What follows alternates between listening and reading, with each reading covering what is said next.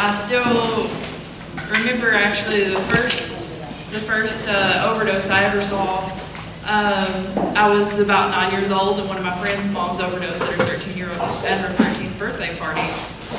And that was kind of when it started. And after that, it was everyone. It was every friend I had. No friends' houses were safe. Nobody was safe to hang out with. I couldn't go anywhere with them unsupervised.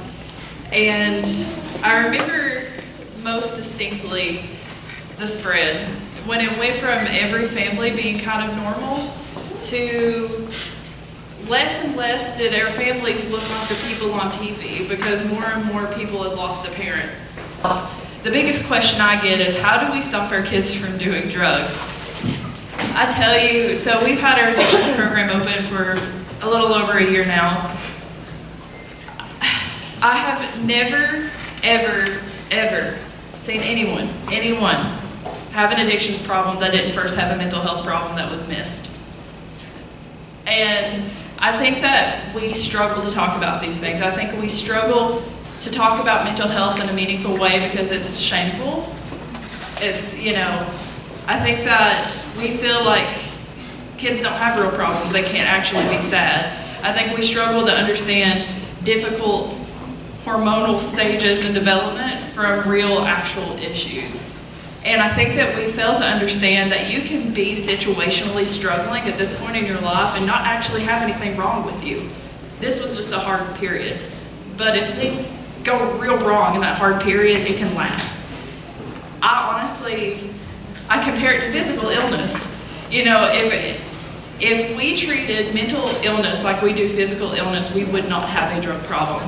Because when you take your kid to the doctor and they tell you that they think that they have pneumonia, you don't say, "Oh, I don't want you to label my kid with pneumonia. They'll never breathe again." But we do that with depression. Don't tell my kid they have depression or they'll never be anything but depressed. It's madness. It's actually madness. And we talk about something called adverse childhood events. I don't know if you guys have ever heard of it, but this was a study done by Kaiser Permanente, which is a really big word for a really big research hospital that's out in California.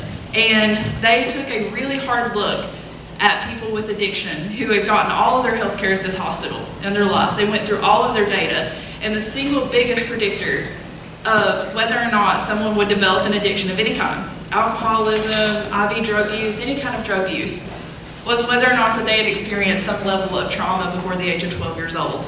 And so I think a lot of times when I talk about trauma, we go directly to some of the heavy hitters, physical abuse, things like that. We don't think about things like divorce as one of them. Not having enough food in your house at any point is one of them. Not having enough clean clothes is one of them. Being bullied, that's a huge one. And we see so much of this right now in school. And I don't think anybody understands. It's one thing you're a kid, you get bullied, you get mad about it, you think you get over it, you don't get over it. Not really. No one does.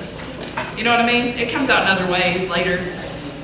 And we have got to start getting real and talking about this stuff. We've got to start reaching out when we're struggling with our kids. I think that's something that I see over and over again.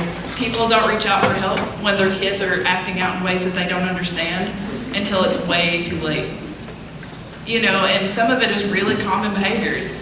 Does your kid absolutely hate to go to school every single day? Is it a fight? Maybe it's nothing. Maybe they want to stay home and play video games. Cool. Maybe it's not nothing. You don't really know. It's the same as pneumonia. You know what I mean? Maybe your kid will get over pneumonia if you don't take them to the hospital. Maybe they won't. You know what I mean? I think it's really uncomfortable for people to talk about as parents, because I think it makes people feel like they failed their kids or that they can't protect their kids. And I don't think it's that at all. Just like you don't feel like you failed your kid if they get pneumonia. It happens. Life happens. You can't keep them in a bubble. But you can choose how you respond. And you can choose what comes next, because there is no one in my addictions program that has ever gone through it that you could have just told them repeatedly to not do drugs and it would have worked.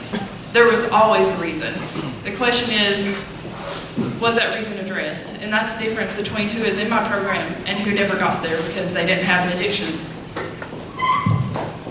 So I think that as bleak as that seems and as overwhelming as that seems, I think a lot of people always come back to, Well, when I was a kid, I had to walk uphill to school both ways. And, we didn't have any of these fancy things you guys have, and you guys don't have any issues. Maybe. But there's also a lot of things kids can get in a whole lot more trouble with today. It's a lot easier to get, and it's not going to get better. We could completely get rid of all the heroin in the world tomorrow. Thanos, snap our fingers, it's gone, right? But they're still going to find other stuff. There's always going to be something else. It's going to be alcohol. It's going to be methamphetamine. It's going to be sniffing glue or something random. I mean, people come up with random things. Vaping. Who would have thought vaping?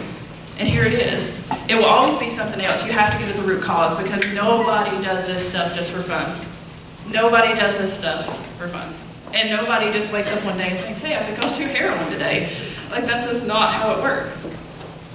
And so I think that, as terrifying as that is, meeting it head on is so important to head this off. And when you talk about rural communities, again, going back, the number one predictor of if someone's going to get off drugs or not is if they felt like someone cared about them.